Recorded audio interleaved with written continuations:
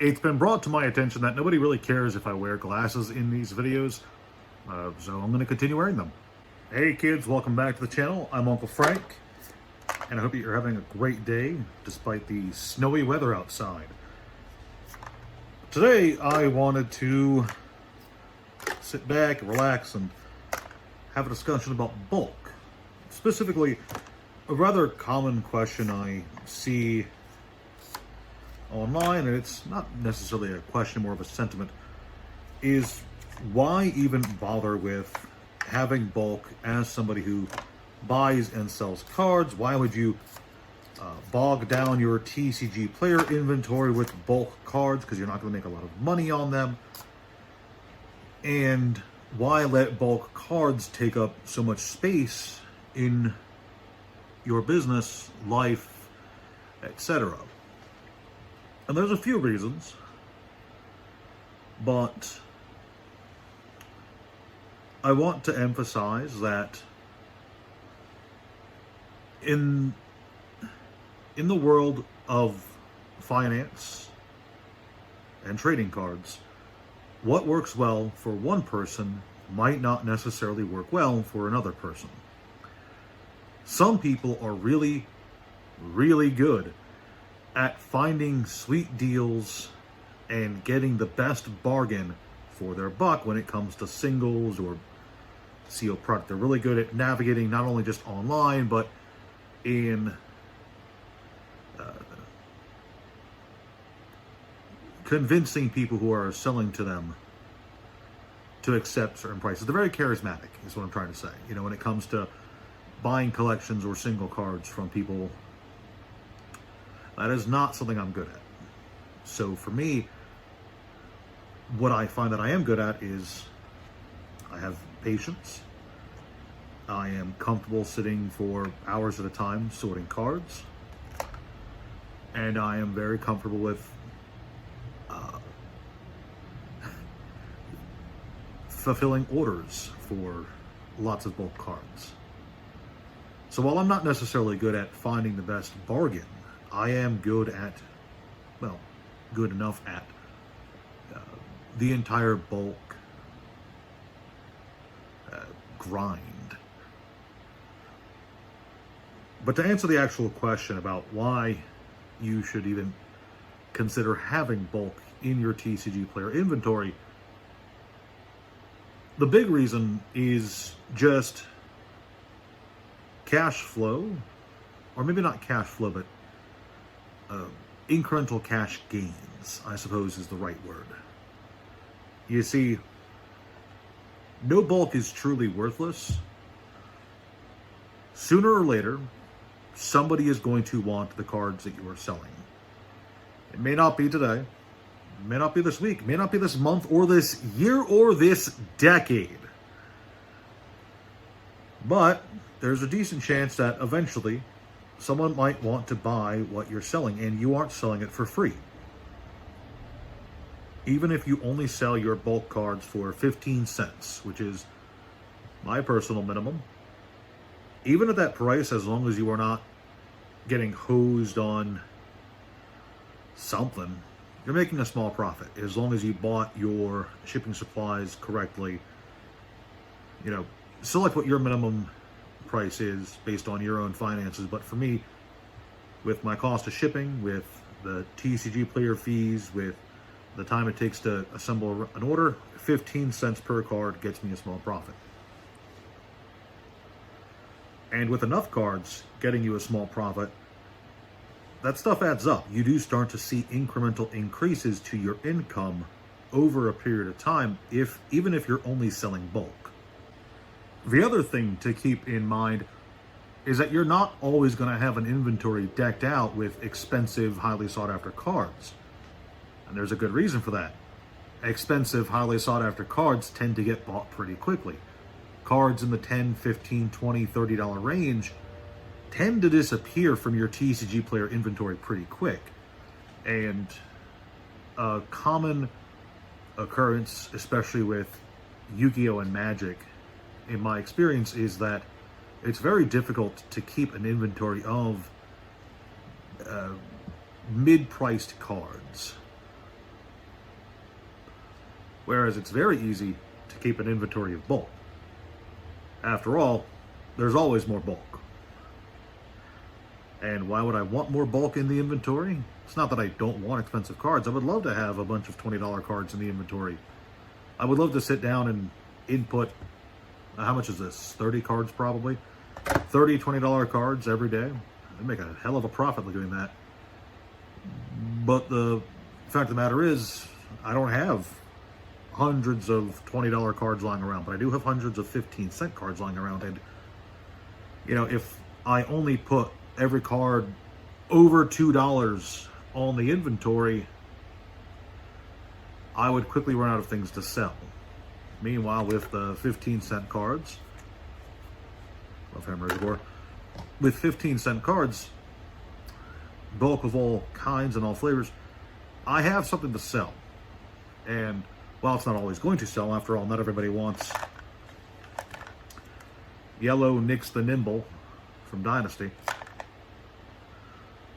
it does give me something to sell rather than having a completely empty inventory.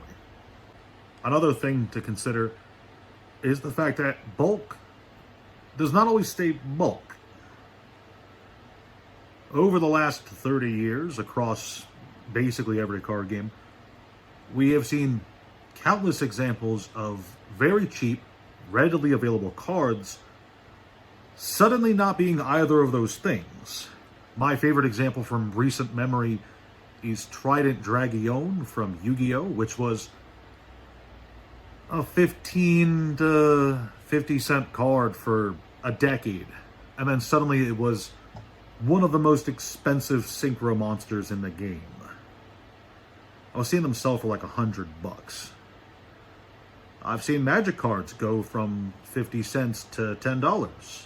I've seen all kinds of crazy nonsense. It's absolutely insane the kind of jumps you'll see in a market if you cast a wide enough net. And that's the thing to consider. When you're storing so many cards in your inventory, you are casting a wide net because the chances of those cards increasing in value over time is not huge, obviously. It's not gargantuan, but it's not zero. And this mindset does not just apply to bulk cards. It also applies to very cheap product that's been widely rejected by the wider market. You know, when I see a cheap Yu-Gi-Oh box selling for $30 on TCG Player, I've said it several times on the channel now, I love buying $30 Yu-Gi-Oh boxes. It's one of my favorite things to spend a 20 and a 10 on. It's great. Because, you know, it's because of that same concept of the chance of it staying that cheap forever is not high. And obviously that's not the only thing to take into account when it comes to bulk cards, but it is something to consider, especially when you're evaluating them individually. And obviously I'm not saying to evaluate every single individual bulk card in your collection to guess which ones are going to skyrocket in price. That's not what I'm saying. I'm just saying that when you have thousands of cards in your inventory, 100,000 listings, you're occasionally going to get cards that skyrocket in value overnight without you even considering it. Happens all the time. Shuko, I think, was the big one that happened to me last year, where I had like 6 in my inventory and then they were all gone because they jumped in price. It was great. Bulk is not for everyone. You know, it's very tedious sitting through hours of just sorting cards. Not everybody wants to do it. But if you have the patience for it, if you have the time and energy and you're comfortable with sitting here for however long it takes to get a set sorted and slapped onto your inventory on TCG Player, you will find that more often than not, it's rewarding just to have bulk. And it's important to remember, it's always a good thing to have some sort of inventory. An inventory. Whether it's high-priced inventory or low-priced inventory, because as a seller, you want something to sell. Now, the final thing that I want to stress about bulk is how cheap it is. in regards to price versus profit ratio when you compare it to a single card. And let's say you have an opportunity. Let's say that you are, for whatever reason, you are stuck between the option of buying one single card or buying one pile of bulk, and you have to make a split-second decision. Let's say that that single card is $100. And the bulk pile, it's just a bulk pile. I buy my bulk, depends on the card game, but it's between $3 to $5. Let's just say $4. Okay? So somebody brings you a $100 card, and you manage to get it off of them for, let's say, $60. That seems pretty good. $60, you sell it, you make $100. That's a $40 profit. That's pretty good. Don't get me wrong, that is good profit. Part of why I love bulk so much is because the potential profit is much higher. Let's say that I buy 1,000 cards for $4, and nothing in that collection is worth anything. So I have to sell it all for 15 cents. Well, if all those cards sell, what is 15 times 1,000? I think it's $150. So minus the $4 I spent on it, that's $146, which is a lot more profit. Now, those numbers also seem impressive, but it's important to remember that, you're judging the profits as well as the time it takes to get the profits, because the $40 single card profit, instantaneous. You get it that day. Minus fees, minus shipping charges, whatever. Whereas the 15-cent, $150 profit, well, $146 profit, that's spread out because nobody's buying all of those cards at once. They're going to be buying over the course of, those cards are going to be selling over the course of months or years. You will see that money sooner or later, as long as all of it sells. It's just going to take a lot longer. So you have to decide, do you want potentially smaller profit now or potentially more profit spread out? And obviously no one's ever forced to choose.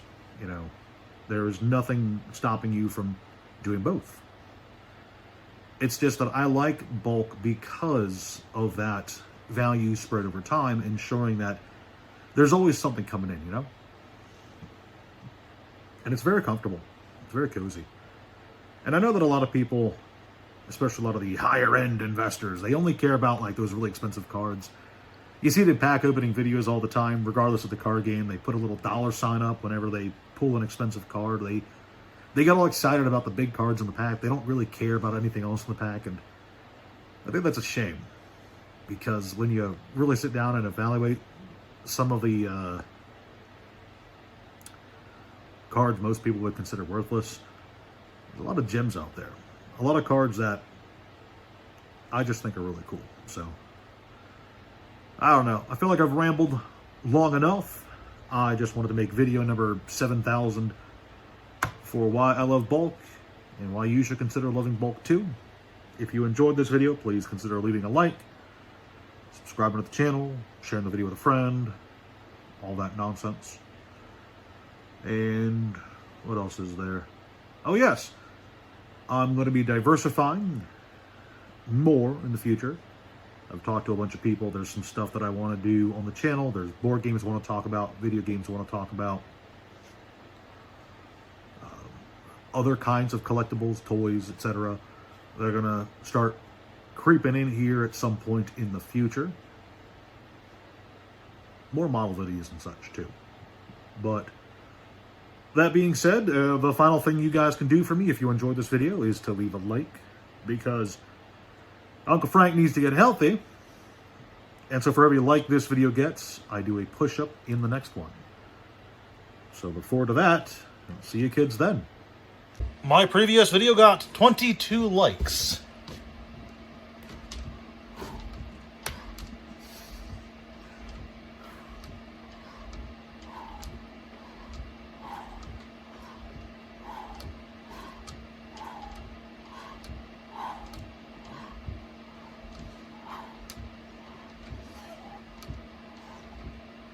That's 22.